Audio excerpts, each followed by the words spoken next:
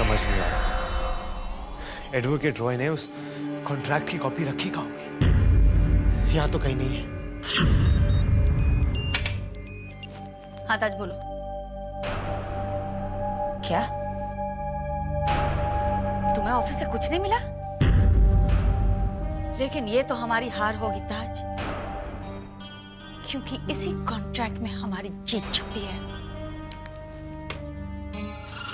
कुछ तो करना होगा गार्गी,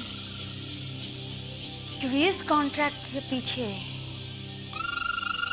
पता नहीं कितने राज छुपे हैं। Oh, I'll get you, Sonny. I will.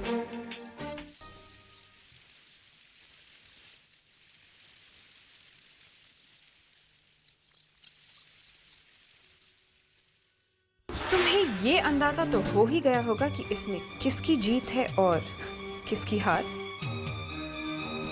ये कॉन्ट्रैक्ट नहीं टूटेगा।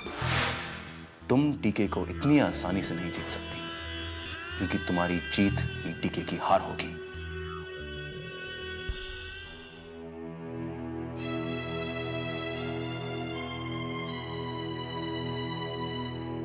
दरअसल हमारा एसोसिएशन कुछ बेसहारा और विधवा औरतें जो कि बहुत ही छोटे स्तर की हैं, उनके लिए इसी आश्रम में एक विंग बनाना चाहते हैं। और हमें मालूम हुआ है कि वो जमीन मिस्टर डीके की है और उनके प्लान्स कुछ और ही हैं। मेरी अपने एसोसिएशन की तरफ से तुमसे यही रिक्वेस्ट है कि तुम प्लीज। प्रति जी, you don't worry at all. इस काम में मैं आपकी पूरी मदद करूंगी। Want to get out of this contract? Then apologize. इस घर में चुपचाप रहो, शूट खत्म करो and leave. डीके, दिशा हार मानने वालों में से नहीं है, और मैं ये भी अच्छी तरह जानती हूँ कि तुम भी हार के आदी नहीं हो।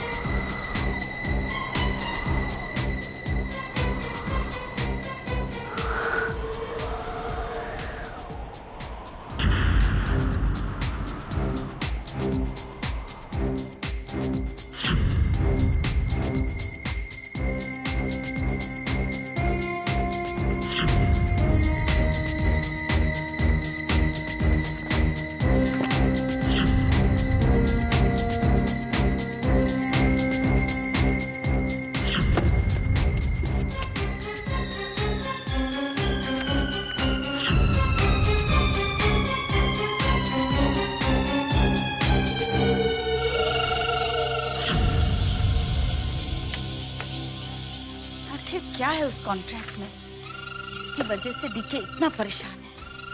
दिशा,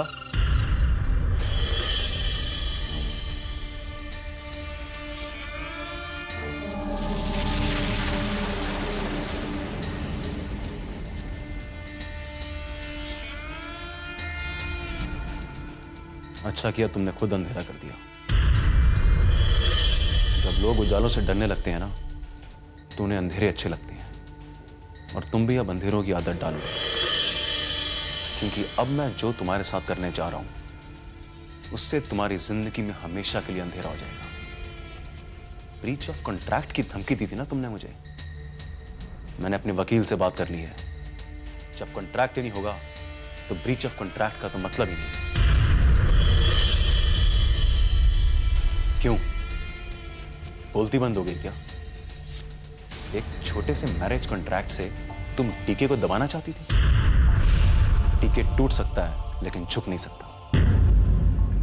और तुम ये अपने सपनों से भी निकाल दो कि तुम मुझे कभी भी हासिल कर सकते। कुछ बोलती क्यों नहीं? Just wait and watch, just wait and watch for the consequences दिशा।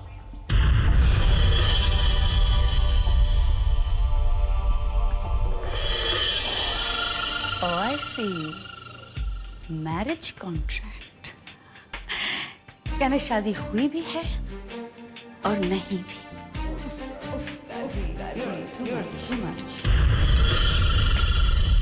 इंदर कहाँ हो तुम? मुझसे नाराज हो क्या?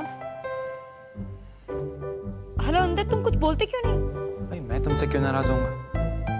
नाराज न सही, लेकिन लेट जरूर हो।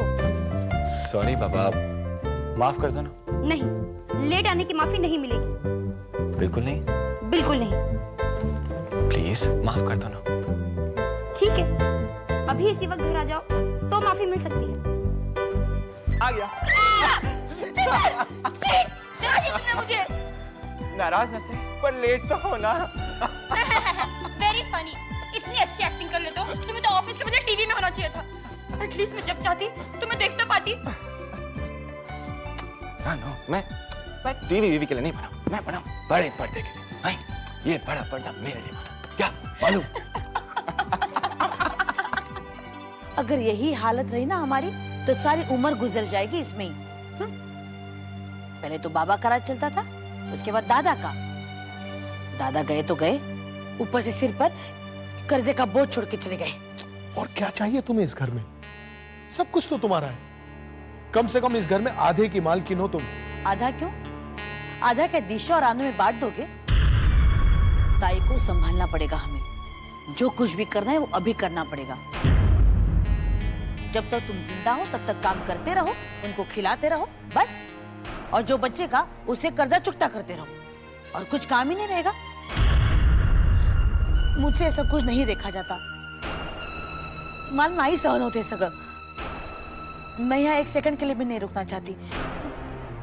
मैं जाते।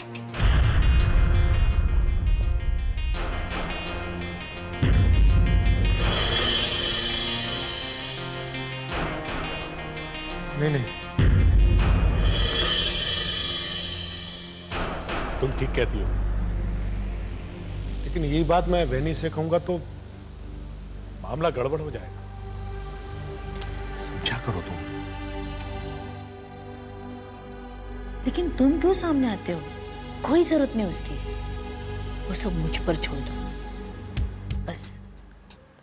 उस वक्त तुम मेरे साथ रहना, बाकी सब मैं देख लूंगी। ठीक है।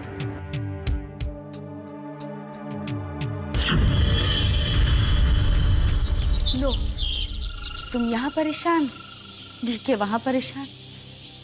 तुम दोनों के बीच में सब ठीक तो है ना? क्या बात है दिशा, गहरी सोच में हो? हम कुछ मदद कर सकते हैं? नहीं छोटी माँ, सब ठीक है। तुम भी हमसे कुछ छुपा रही हो। डीके से पूछा तो उसने भी कुछ नहीं बताया। उसका स्वभाव तो तुम जानती हो, माँ को माँ नहीं समझता। I was just worried about him, लेकिन उसने तो हमसे कह दिया कि हम उसके पर्सनल अफेयर्स में दखल न दें। जाने दीजिए ना, डीके तो है ही ऐसा कि सीने में दिल नहीं पत्थर है।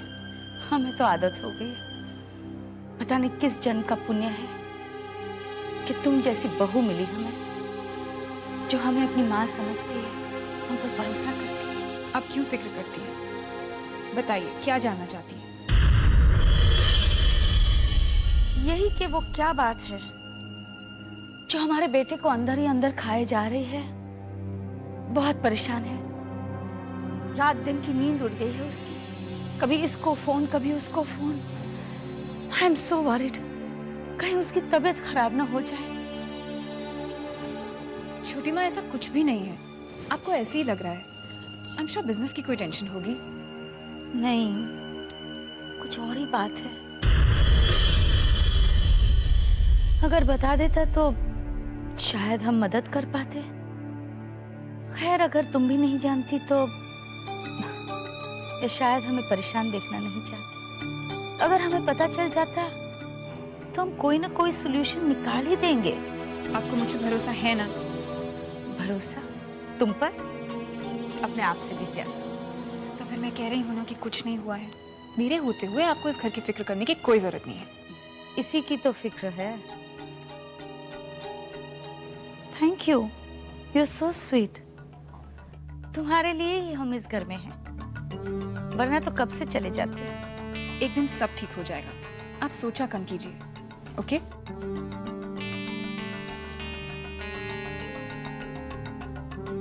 गार्गी की सोच को मत रोको।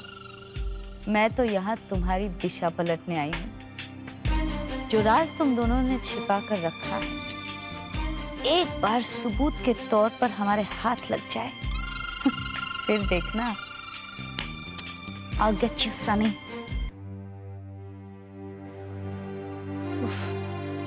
बुखार कम ही नहीं हो रहा है। बाबा आप खाली पेट बैठेंगे तो कैसे बुखार कम होगी? मैं कुछ लाती हूँ खाने के लिए। तुम सुबह से मेरे पास बैठी हो, थक गई होगी। तुमने भी कहाँ कुछ खाया? बाबा मैं आपके खाने के बाद खाऊंगी। पहले आप कुछ खा लीजिए, फिर मैं खाऊंगी। प्यास लगे, पानी पी।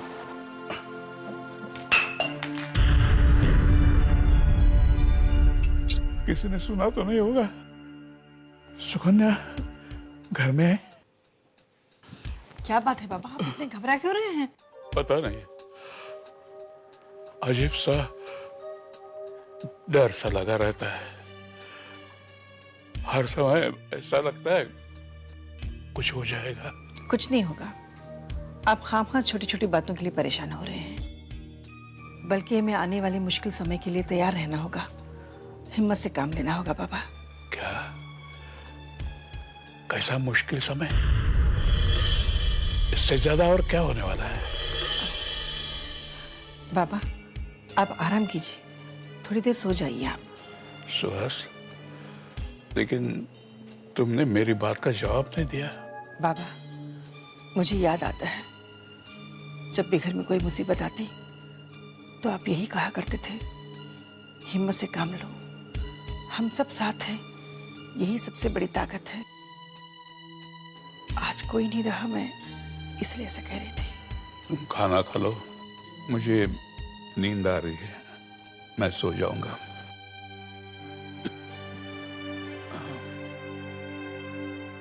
आप नहीं जानते बाबा, घर के लोग बदल गए हैं। मेरे साथ जो भी हो, लेकिन कोई आपके साथ बुरा सुलूक करे, मैं ये बर्दाश्त नहीं कर सकती।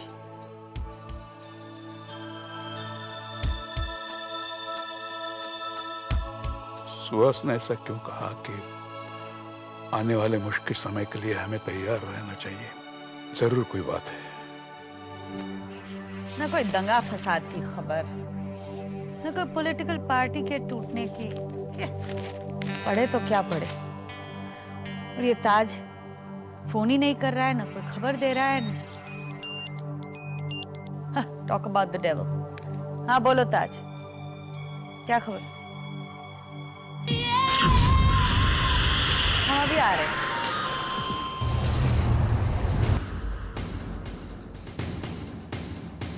ताज, हमारी डिक्शनरी में नामुमकिन शब्द नहीं है। कॉन्ग्रेचुलेशन।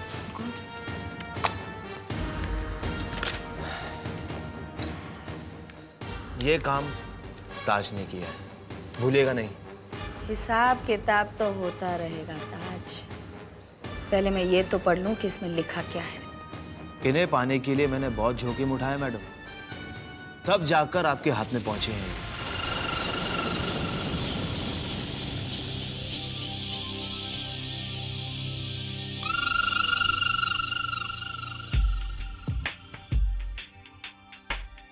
इन डॉक्यूमेंट्स का क्या करेंगी आप? आपको लगता है कि आपका काम हो गया? दुष्यंत और दिशा शादी के बंधन में नहीं, समझौते के बंधन में बंधे। ये बंधन है बड़ा इंटरेस्टिंग। ये सब तो मैंने भी पढ़ लिया, लेकिन क्या हम उन्हें अलग कर सकते हैं? अलग ही नहीं, अब तो हम उन्हें बर्बाद भी कर सकते हैं।